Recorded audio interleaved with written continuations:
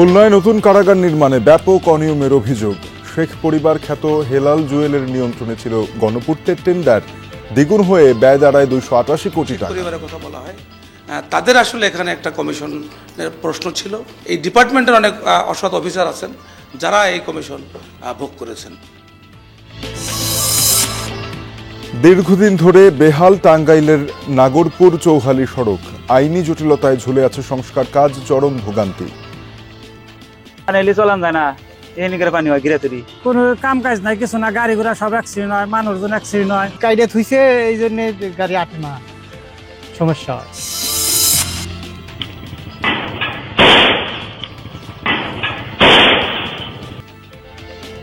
খুলনায় ফিল্মি স্টাইলে দুই বাড়িতে গুলির ঘটনায় আলাদা মামলা দায়ের, দুইজনকে গ্রেফতার করেছে পুলিশ।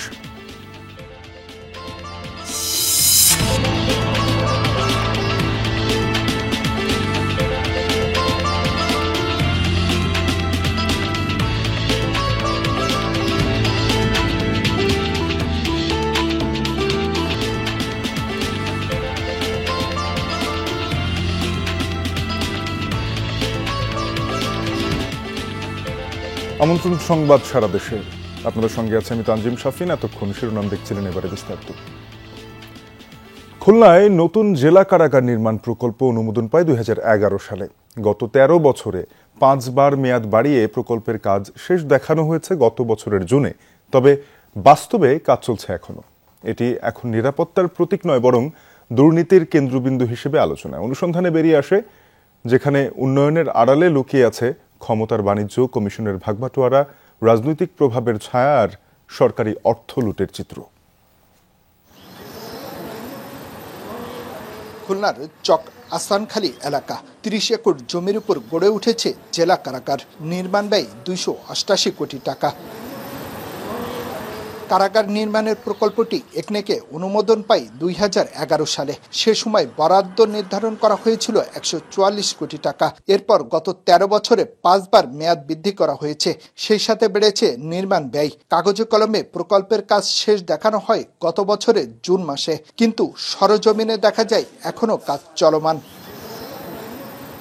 কেন এতবার বাড়ল প্রকল্পের মেয়াদ? নির্মাণ ব্যয় বা দ্বিগুণ হলো কোন হিসেবে? প্রশ্নের উত্তর খুঁজতে গিয়ে জানা গেল গণপূর্ত বিভাগের অধীনে ভূমি উন্নয়ন ও অবকাঠামো নির্মাণ খাতের 39টি টেন্ডার শতভাগ নিয়ন্ত্রণে ছিল খুলনার শেখ পরিবার খ্যাত সাবেক প্রধানমন্ত্রী শেখ হাসিনার 4 চাচাতো ভাই শেখ হেলাল উদ্দিন, শেখ সালাউদ্দিন জুয়েল, শেখ সোহেল ও শেখ রুবেলের। 10% অগ্রিম টাকা নিয়ে তারা বুঝিয়ে দিত কাজ।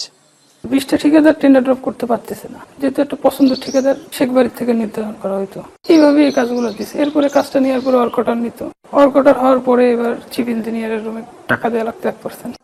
অভিযোগ আছে শেখ পরিবারের বাইরে টাকার ভাগ ঢুকেছে গণপূর্তের প্রকৌশলীদের পকেটেও। নির্বাহী প্রকৌশলী নিয়েছেন 1%, উপবিভাগীয় প্রকৌশলী ও উপসহকারী প্রকৌশলীরা নিয়েছেন 0.5% টাকা।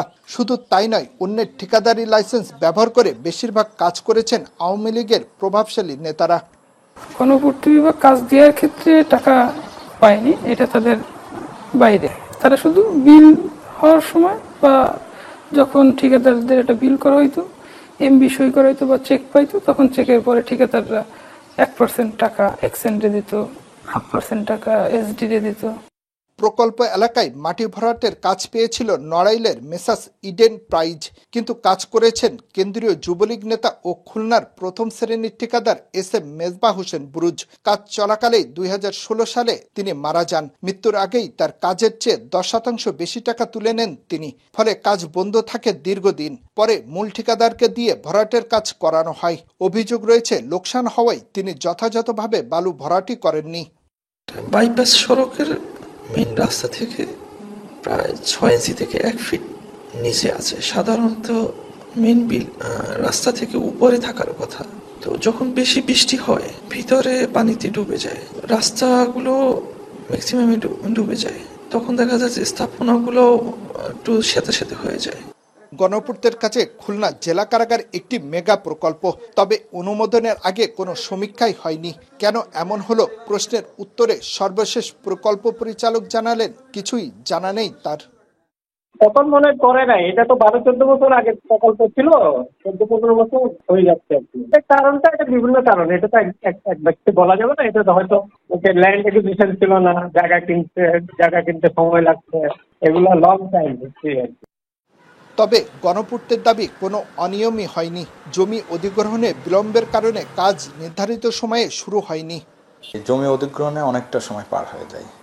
এরপরে দরপত্র আহ্বান থেকে শুরু করে কাজ বাস্তবায়নের ক্ষেত্রে ডিপিপি রিভাইজের প্রয়োজন পড়ে।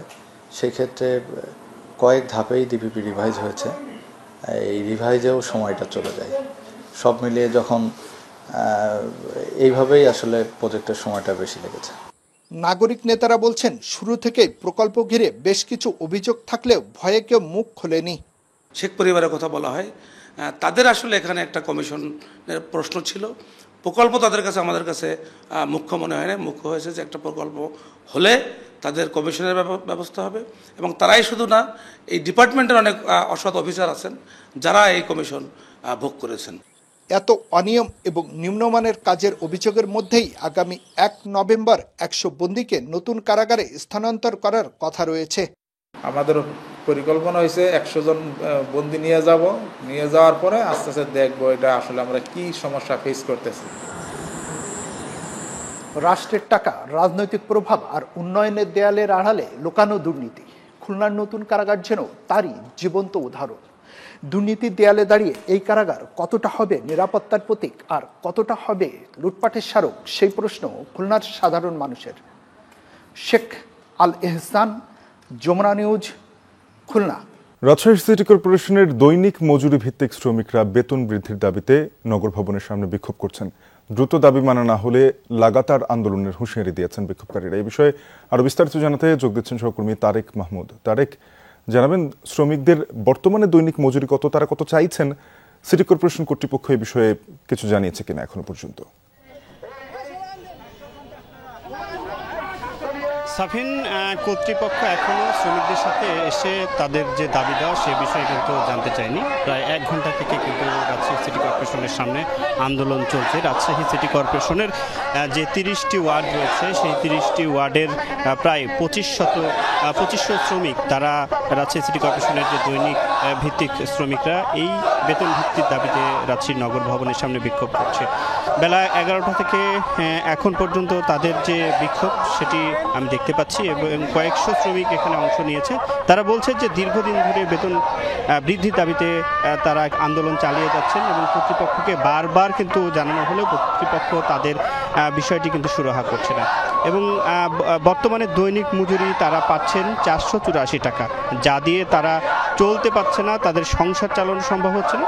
শ্রমিকরা যেমনটি বলছেন যে রাজশাহী বিশ্ববিদ্যালয়ে এই পাশে শ্রমিকরা দৈনিক 750 টাকা মজুরি পান, অথচ রাজশাহী সিটি কর্পোরেশনে এই যে তাদের যে ন্যায্য দাবি, সেই ন্যায্য দাবি অনুযায়ী তাদের যে বেতন সেটি কিন্তু দেওয়া হচ্ছে না। এই বেতনে তারা সংসার চালাতে পারছেন না, ছেলে মেয়ের পড়াশোনা চালাতে পারছেন না, এবং মানবতার জীবনযাপন করছেন। সেজন্য তারা চান যে 750 টাকা যেন তাদের যে দৈনিক যে মজুরি সেটি বৃদ্ধি করা, এবং 1 ঘন্টার বেশি কিন্তু আন্দোলন চলছে। এখনো পর্যন্ত রাজশাহী সিটি কর্পোরেশনের ঊর্ধ্বতন কেউ শ্রমিকদের সাথে এসে কথা বলেনি। শাফিন। তারেক, আপনাকে ধন্যবাদ জানাচ্ছিলেন।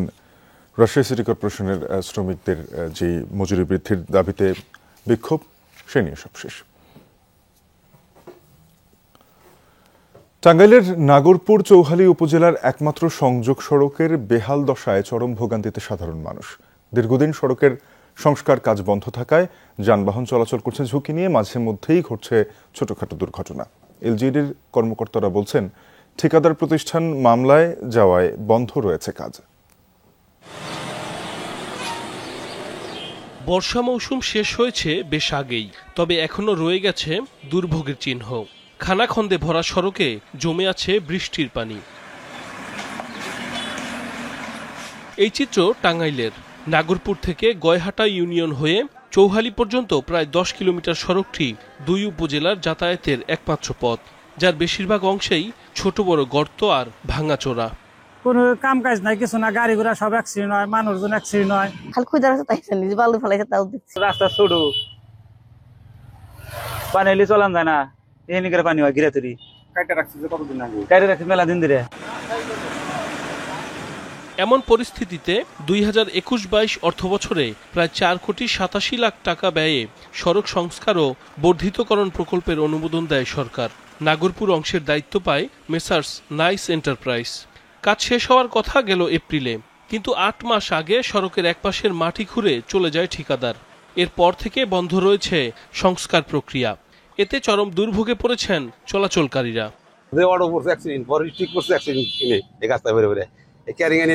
যখন গাড়ি পার্কিং করতে চায় তখন দেখা যায় যে একাধিক গাড়ি যখন লোড হয়, তো যারা হঠাৎ করে চেনে না বা জানে না, তো আসতে গেলে তাদের একটু তারা পড়ে যেতে চায়। কাইডে থুইছে এই জন্য গাড়ি আটে না, সমস্যা হয়।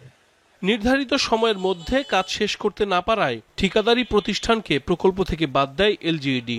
তবে ঠিকাদারি প্রতিষ্ঠানের দাবি, সংস্কার কাজে চরম অবহেলা ছিল সংশ্লিষ্ট কর্তৃপক্ষের। কাজের মেয়াদ বৃদ্ধি না করায় মামলাও করেছেন তিনি। দুই সাইডে প্রায় বোধহয় আনুমানিক বলতেছি 35টা না 36টা ওই যে কারেন্টের খুঁটি আছে না, রাস্তাটা তো আছে 12 ফিট, হবে হইলো 18 ফিট। অনেক জায়গায় কাটতে গেলে ওই ইটা বাঁচতেছে, এইগুলো ওরা সরাই দেয় না, এটা তো ওগো দায়িত্ব। সম্প্রতি ঠিকাদার মামলা করার কারণে কাজটি আপাতত বন্ধ রয়েছে। মামলা নিষ্পত্তি হলে আমরা পরবর্তী পদক্ষেপে যাব।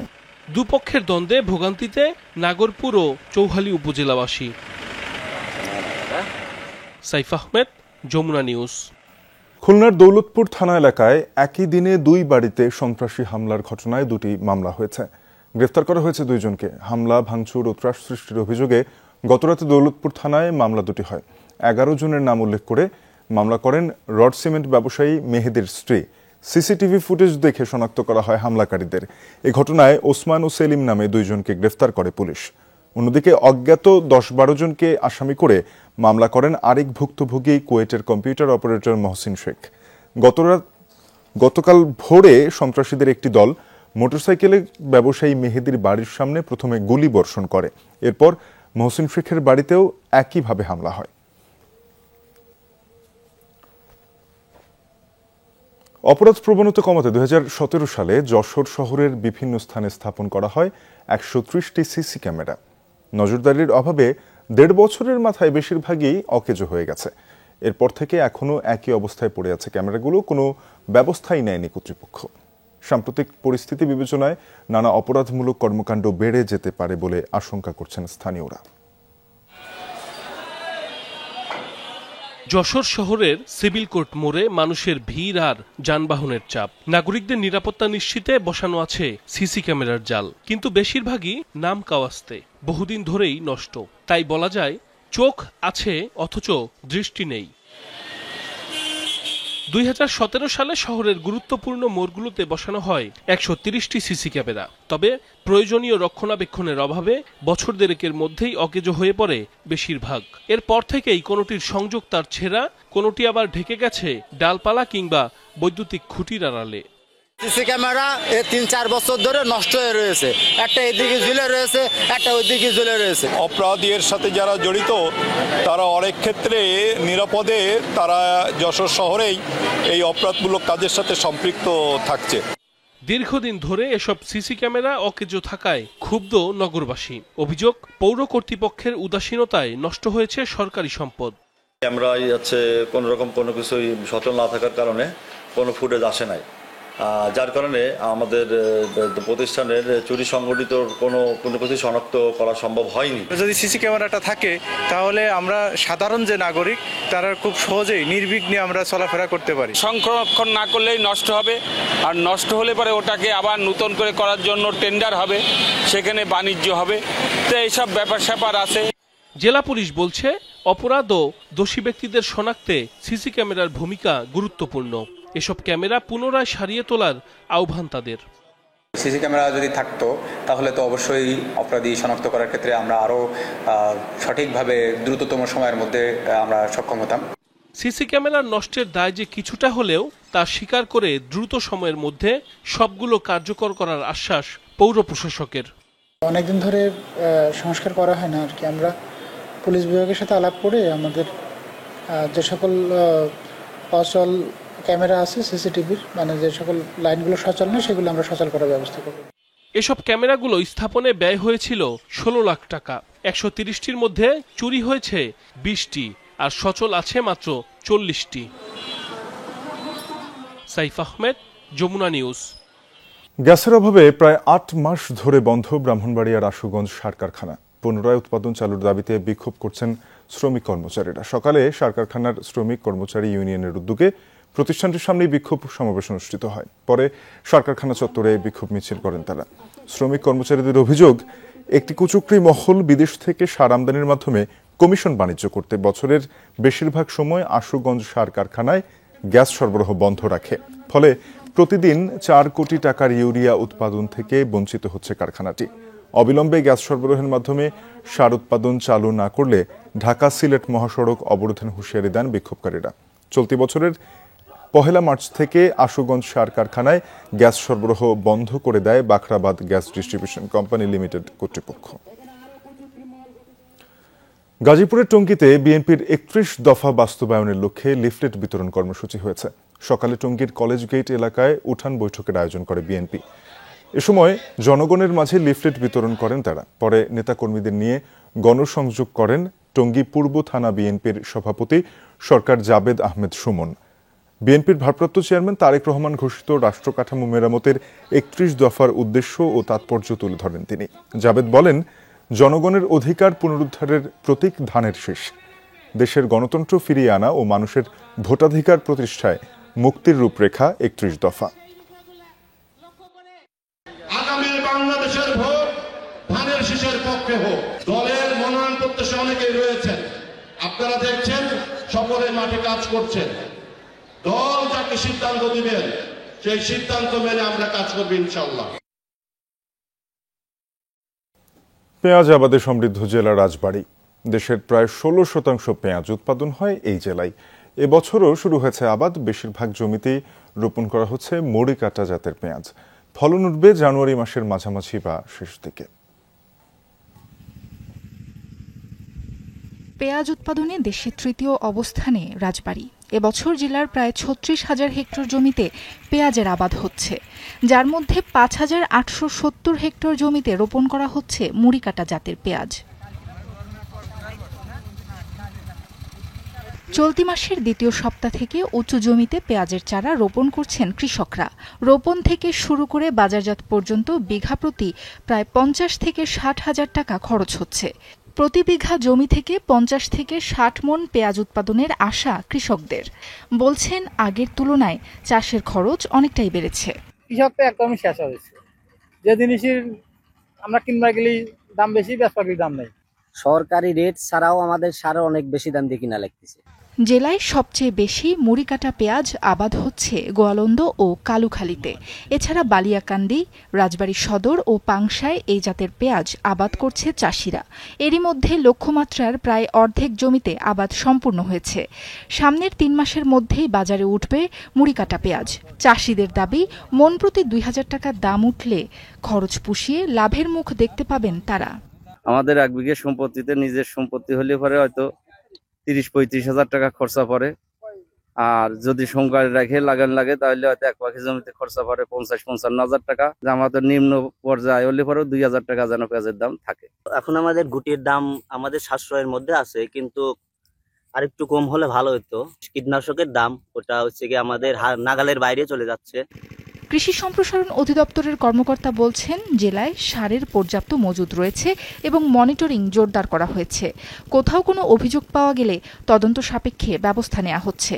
ফিল্ড পর্যায়ে মনিটরিং জোরদার করা হয়েছে সারের ব্যাপারে। বিশেষ করে এখন যেহেতু রবি সিজন একেবারে শুরু হয়ে গেছে, আমাদের সারের পর্যাপ্ত মজুত আছে।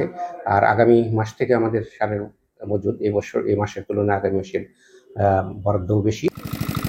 কৃষি অধিদপ্তরের তথ্য মতে আবহাওয়া অনুকূলে থাকলে এবছর জেলায় প্রায় 95,000 মেট্রিক টন পেঁয়াজ উৎপাদন হবে। সাবরিনা লিজা, যমুনা নিউজ। এ ছিল সংবাদ সারা দেশের এখনকার আয়োজনে। এতক্ষণ সাথে থাকার জন্য সবাইকে ধন্যবাদ।